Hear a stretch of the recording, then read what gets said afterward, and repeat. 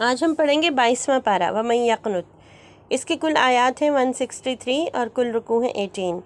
اس میں سورہ الاحزاب، سورہ سبا، فاطر اور یاسین، سورہ یاسین کا کچھ حصہ ہے۔ اس کے آغاز میں اللہ تعالیٰ نے امہات المومنین جو پیارے نبی صلی اللہ علیہ وسلم کی ازواج تھیں، ان کی بیویاں تھیں اور ہم مومنوں کی وہ مائیں ہیں، ان سے مخاطب ہو کے فرمایا ہے کہ آپ میں سے جو بھی اللہ اور اس کے رسول کے لیے اپنے آپ کو وقف کر دے گی اور نیک کام کرے گی، اللہ تعالیٰ اس کو دگنا اجر دیں گے۔ جتنا عام مسلمان عورتوں کے لیے اجر ہے، اس سے 2 گنا اجر امہات المومنین کے لیے ہے۔ اور پھر ساتھ یہ کہا کہ ان کے لیے اللہ نے پاکیزہ رزق تیار کیا ہے جنت میں۔ امہات المومنین کو یہ بھی کہا گیا، انہیں یہ تلقین کی گئی، انہیں یہ نصیحت کی گئی کہ جب وہ کسی سے بات کریں، کسی مرد سے بات کریں جو ان کا محرم نہ ہو، تو نرم لہجے سے بات نہ کیا کریں، تاکہ ایسے لوگ جن کے دلوں میں بیماری ہے تو وہ ان کی آواز سن کے، کوئی نرم آواز سن کے، تو دل میں کوئی برا خیال نہ لے آئیں۔ اور امہات المومنین کے ذریعے یہ والی نصیحت تمام مسلمان عورتوں کو اور بچیوں کو کی گئی ہے کہ وہ مردوں سے بات کرتے ہوئے جو ان کے محرم رشتہ دار نہیں ہیں، معروف طریقے سے پلین لہجے میں بات کریں، اس میں لگاوٹ نہ ہو، اس میں زیادہ نرمی نہ ہو، کوئی دوسرا اس سے غلط مطلب لے لے، ٹھیک ہے۔ اس کے ساتھ ساتھ اللہ تعالیٰ نے امہات المومنین کو یہ نصیحت بھی کی کہ انہیں اپنے گھروں میں زیادہ وقت گزارنا چاہیے، اور یہ کہ بن ٹھن کر اور بناؤ سنگار کر کے، یعنی میک اپ کر کے باہر نہ پھرنے والی عورتوں کی طرح نہ ہو جائیں۔ اللہ نے اس بات کو ناپسند فرمایا کہ مسلمان عورتیں جو ہیں وہ میک اپ کر کے، بناؤ سنگار کر کے، خوبصورت کپڑے پہن کے، بے پردہ جو ہے نا وہ باہر پھریں۔ اللہ نے کہا یہ جہالت ہے۔ انہوں نے کہا جہالت میں، جاہلیت کی عورتیں ایسے کرتی تھیں جن کو اللہ کے اور اس کے رسول کے احکامات کا پتہ نہیں تھا، تو تم ان لوگوں کی طرح نہ ہو جانا۔ تو میرے پیارے بچوں اور میری پیاری بچیوں، ذرا غور کیجئے کہ اللہ نے مسلمان عورتوں کے لیے کیا پسند فرمایا کہ وہ زیادہ وقت گھروں میں گزاریں۔ کام کے لیے باہر نکلنے کی اجازت ہے، آگے اس سورہ مبارکہ میں یہ بتایا جائے گا کہ جب باہر نکلیں تو کس حلیے میں نکلیں، کس اٹائر میں نکلیں، ان کو کیا کر کے نکلنا ہوگا۔ تو جب وہ باہر نکلیں تو بے پردگی نہ ہو، بناؤ سنگار نہ کیا ہوا ہو، اور ساتھ یہ نصیحت کی کہ مسلمان عورتوں کو نماز قائم کرنے والا، زکوٰۃ دینے والا اور اللہ اور اس کے رسول کی اطاعت کرنے والا ہونا چاہیے۔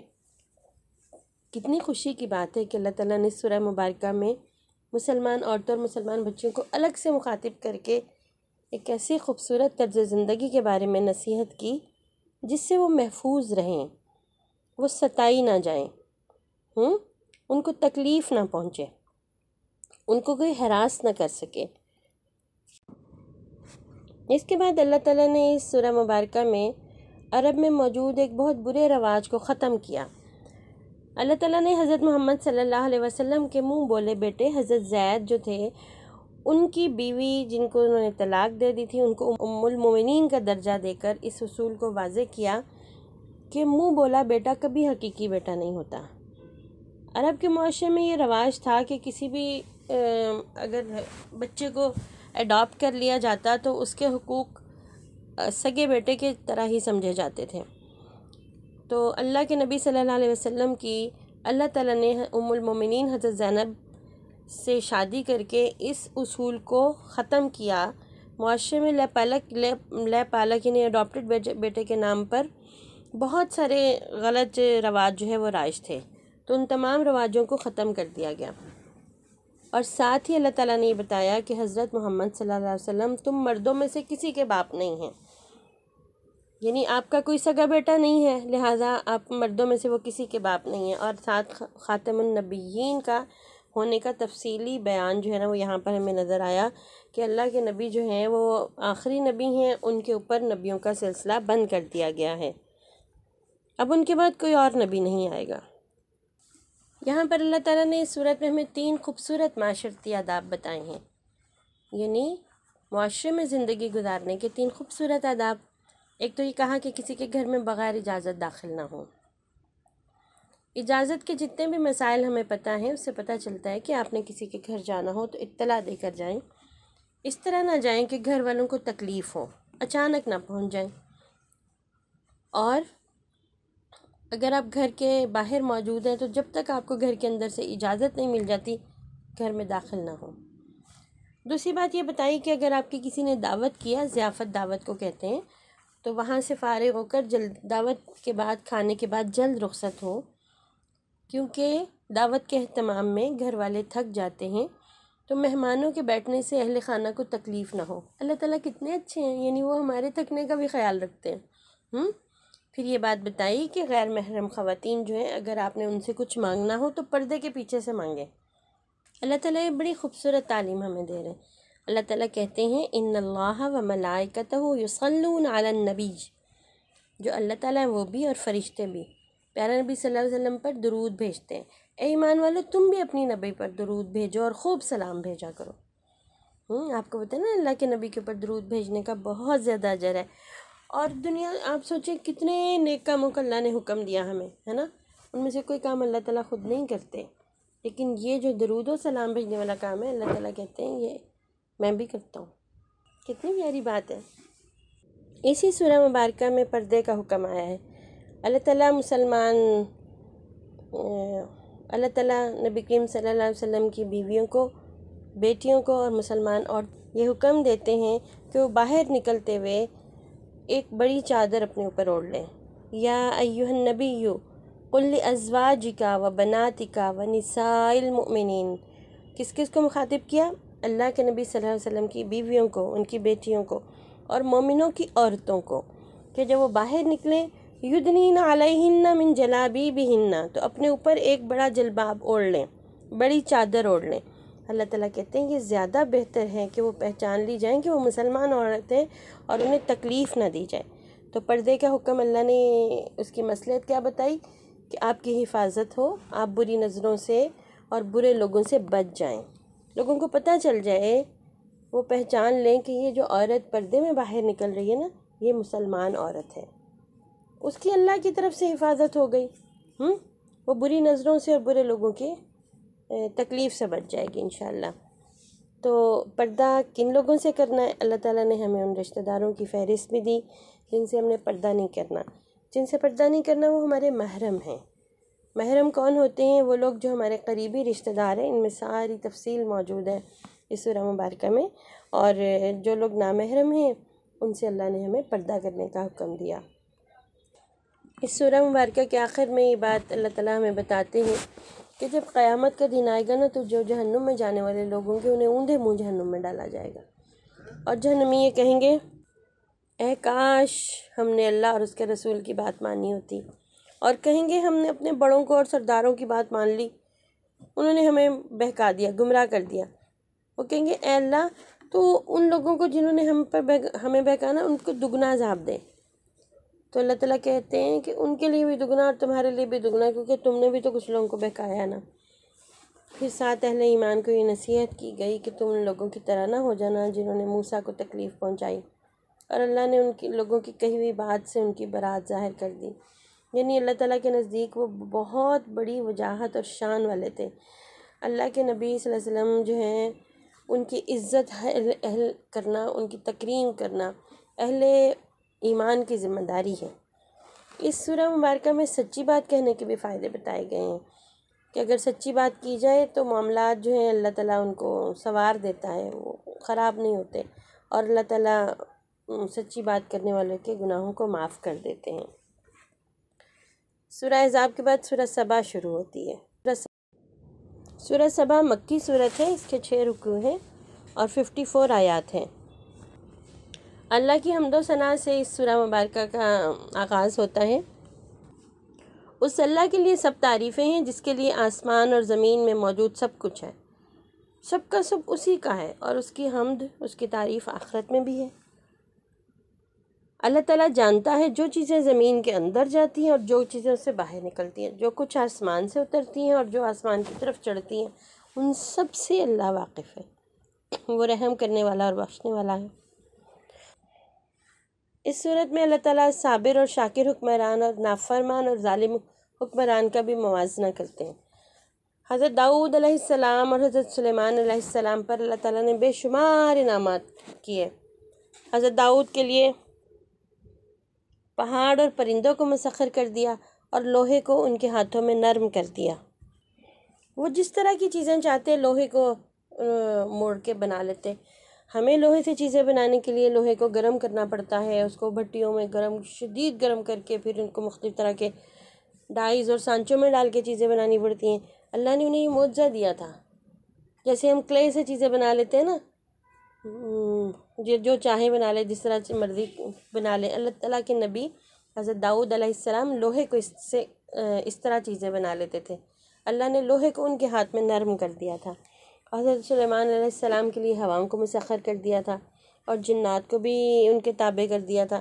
اس قدر انعامات کے باوجود، اتنے اختیار اور ایسی قوت کے باوجود، دونوں انبیاء جو وہ صبر کرنے والے بھی تھے اور شکر کرنے والے بھی۔ اس کے مقابلے میں اللہ تعالیٰ نے سبا کی بستی کا ذکر کیا کہ سبا والوں کو اللہ تعالیٰ نے بہت زیادہ نعمتیں دے رکھی تھیں۔ ان کے دائیں اور بائیں باغ تھے۔ اللہ نے فرمایا تم اپنے رب کی دی ہوئی روزی کھاؤ اور اس کا شکر ادا کرو کہ پاکیزہ شہر میں اللہ نے تمہیں بسنے کے لیے جگہ دی، لیکن انہوں نے اللہ کی نافرمانی کی تو اللہ نے ایک سخت عذاب ان کے اوپر، سخت سیلاب ان کے اوپر بھیج دیا، جس نے ان کے دونوں باغوں کو، ان کے پھلوں کو، ہر شے کو الٹ کے رکھ دیا۔ اللہ تعالیٰ کہتے ہیں یہ بدلہ ان کی نافرمانی کی وجہ سے تھا، ناشکرے پن کی وجہ سے تھا، اور نہ ہم اللہ کا شکر نہ کرنے والے لوگوں کو ایسے ہی بدلہ دیتے ہیں۔ تو ہمارے لیے یہاں پہ کیا سبق ہوا بچوں؟ یہ کہ ہمیں مشکل میں صبر بھی کرنا ہے، اور اللہ نے جتنی نعمتیں ہمیں دیں ان کا بار بار شکر کرنا ہے۔ اللہ کہتا ہے میں شکر کرنے والوں کو اور زیادہ عطا کرتا ہوں۔ اس کے علاوہ اس صورت میں اللہ تعالیٰ نے نبی کریم صلی اللہ علیہ وسلم کو تمام انسانیت کے لیے خوشخبری دینے والا اور ڈرانے والا بنا کر بھیجا، اس بات کا اعلان کیا، لیکن اکثریت اس بات کو نہیں جانتی۔ اللہ تعالیٰ نے کہا کہ جب بھی انہوں نے کفار کو اللہ کی نافرمانی کرنے کا انجام بتایا یا عذاب کی دھمکی دی تو وہ کہتے ہیں ہمارے پاس تو تم سے زیادہ مال ہے، ہم تو امیر ہیں، ہمیں کیوں عذاب ملے گا، ہمارے پاس تو دنیا کی اتنی نعمتیں ہم اور خرید لیں گے۔ حالانکہ وہ یہ نہیں جانتے کہ رزق دینے والا اللہ ہے، اور وہ رزق چھین بھی سکتا ہے، اس کو تنگ بھی کر سکتا ہے۔ ایک اکیلا اللہ اس بات کے لیے کافی ہے کہ جس کو چاہے وہ رزق دے اور جس کو چاہے اس سے رزق چھین لے۔ اب ہم آغاز کرتے ہیں سورہ فاطر کا۔ یہ مکی صورت ہے، اس کے 5 رکوع ہیں اور 45 آیات ہیں۔ اللہ تعالیٰ نے سورہ فاطر کا آغاز اس بات سے کیا کہ وہ بے مثال خالق ہے، اللہ جیسی تخلیق کوئی اور نہیں کر سکتا۔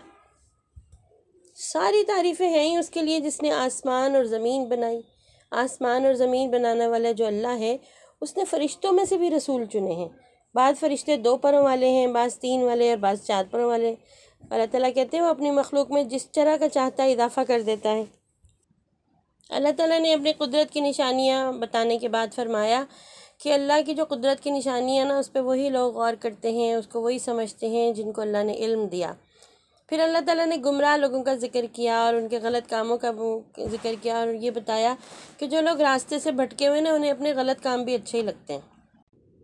اس دنیا میں جو بچہ بھی پیدا ہوتا ہے اور جو کوئی بھی بوڑھا ہوتا ہے، کس کی عمر کتنی ہوتی ہے، اللہ کو ہر بات کا علم ہے۔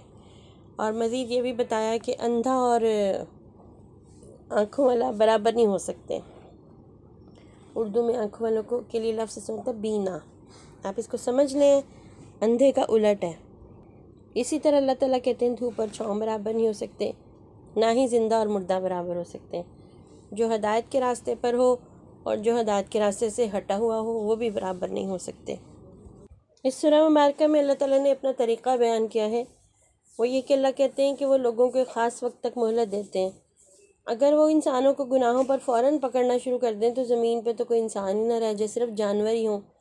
تو اللہ کا طریقہ کیا ہے کہ اللہ تعالیٰ ڈھیل دیتے ہیں اس بات کی کہ جس نے گناہ کیا وہ اس پہ معافی مانگ لے۔ اللہ تعالیٰ اپنا یہ سنت اور طریقہ بھی بیان کرتے ہیں کہ جب بھی قوموں نے ہمارے رسولوں کی بات کو جھٹلایا تو ہم نے ان پہ عذاب کا کوڑا برسایا اور انہیں تباہ و برباد کر کے رکھ دیا، لیکن اپنے رسولوں کو اور ان کے فرمانبردار لوگوں کو بچا لیا۔ اس کے بعد سورہ یاسین کا آغاز ہوتا ہے۔ یہ مکی صورت ہے، اس کے 5 رکوع ہیں اور 83 آیات ہیں۔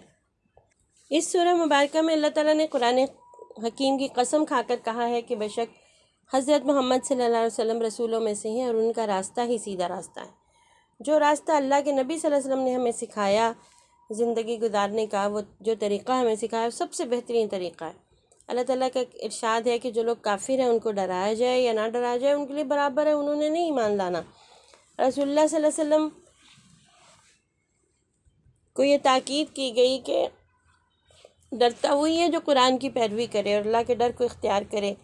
یہاں پر اللہ تعالیٰ نے ایک بستی کا ذکر فرمایا جس میں رسولوں کو بھیجا گیا، لیکن بستی والوں نے جھٹلایا۔ پھر جب ایک تیسرے رسول نے آ کر ان کی تائید کی، ان رسولوں نے کہا ہم اللہ کے بھیجے ہوئے ہیں، اور اس نے ان کی تائید کی، تو بستی والوں نے کہا کہ وہ رحمان جو ہے نا اس نے تو کچھ بھی نازل نہیں کیا، تم تو جھوٹ بولتے ہو۔ اسی دوران اس بستی کے دور دراز مقام سے ایک شخص دوڑتا ہوا آیا اور اس نے اپنی قوم سے مخاطب ہو کے کہا اے میری قوم کے لوگوں، ان تینوں کی پیروی کرو، یہ تو تم سے کچھ مانگتے ہی نہیں ہیں، اللہ کی طرف سے ہدایت پر ہیں اور ان کی بات مان لو، فرما برداری کرو۔ لیکن انہوں نے کیا کیا؟ بستی والوں نے اس شخص کو مار دیا۔ اس سورہ مبارکہ کا باقی حصہ ہم انشاءاللہ اگلے بارے میں پڑھیں گے۔ اللہ تعالیٰ ہمیں قرآن مجید کو پڑھنے، سمجھنے، اس پر عمل کرنے کی توفیق عطا فرمائے۔ آج کا ہوم ورک دیکھتے ہیں۔ اللہ تعالیٰ نے سورہ احزاب میں خوبصورت زندگی کے کون سے آداب بیان کیے ہیں؟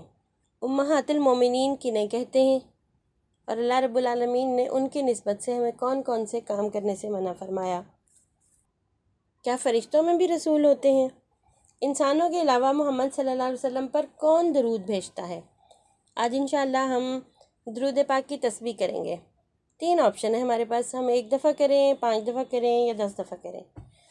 جتنی نیکیاں چاہیے وہ اتنی دفعہ کر لیں، ٹھیک ہے نا؟